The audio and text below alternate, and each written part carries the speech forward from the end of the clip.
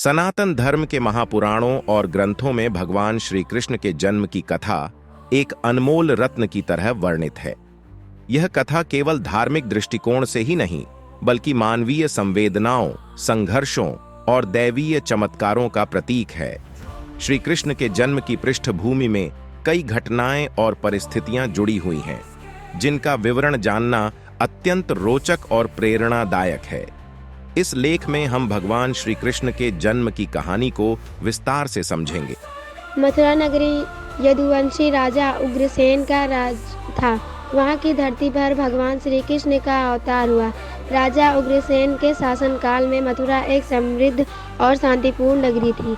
राजा उग्रसेन के दो पुत्र थे, कंस और देवक। कंस एक अत्याचारी, दुष्ट और अहंकार राजा था, जबकि देवक एक सरल और धर्मनिष्ठ व्यक्ति थे। देवक की पुत्री देवकी, जो अत्यंत सुंदर और गुणवान थी, का विवाह वासुदेव जी से हुआ। वासुदेव जी भी यदुवंश के एक प्रमुख सदस्य थे और इनकी गिनती महान विद्वानों और धर्मात्माओं में होती थी। देवकी और वासुदेव का विवाह मथुरा में बड़े धूमधाम से संपन्न हुआ। विवाह के पश्चात जब कंस अपनी बहन देवकी और वासुदेव जी को उनके ससुराल छोड़ने जा रहा था, तब अचानक एक आकाशवाणी ने कंस को बताया कि देवकी का 8वां पुत्र उसका विनाश करेगा। यह सुनते ही कंस का चेहरा भय और क्रोध से लाल हो गया। कंस, जो अपनी शक्ति और साम्राज्य के प्रति अत्यधिक सजग था, इसी आकाशवाणी को सुनकर पूरी तरह से विचलित हो गया।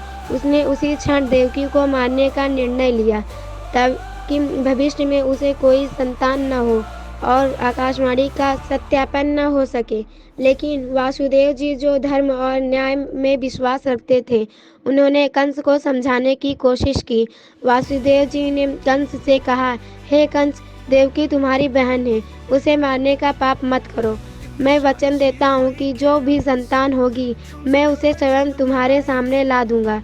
कंस ने थोड़ी देर विचार किया और फिर देवकी को जीवित छोड़ने का निर्णय लिया, लेकिन उन्हें कारागार में बंद करने का आदेश दे दिया। कंस ने वासुदेव को देवकी को एक काले और अंधेरे काला कोठरी में कैद कर दिया। वासुदेव और देवकी को मथुरा के राजमहल के कारागार में डाल दिया गया। वह कोठरी बहुत अंधेरी, ठंडी और डरावनी थी। दोनों ने उस कारागार में अपने जीवन के कई वर्ष बिताए। उनके ऊपर कई पहरेदारों की निगरानी रहती थी और कंस निरंतर यह सुनिश्चित रखता था कि उन्हें कोई राहत न मिले।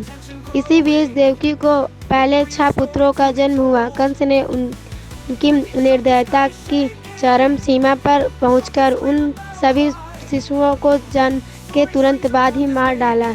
लेकिन देवकी का हृदय हर बार टूट जाता, लेकिन उसके मन में भगवान की भक्ति और आस्था अडिग थी।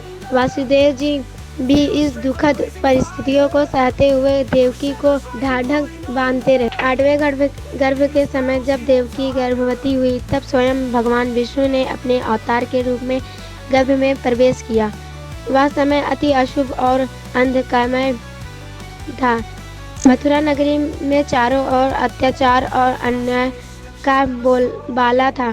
कंस ने अपने राज्य में दुष्टों को बढ़ावा दिया और साधु संतों पर अत्याचार करने लगा। देवकी और वासुदेव के मन में भयंकर भय और चिंता थी, क्योंकि उन्हें ज्ञात था कि कंस उनके 8वें पुत्र को मारने के लिए तैयार है। रात का समय था, अष्टमी का दिन था और भाद्रपद मास की कृष्ण पक्ष की रात।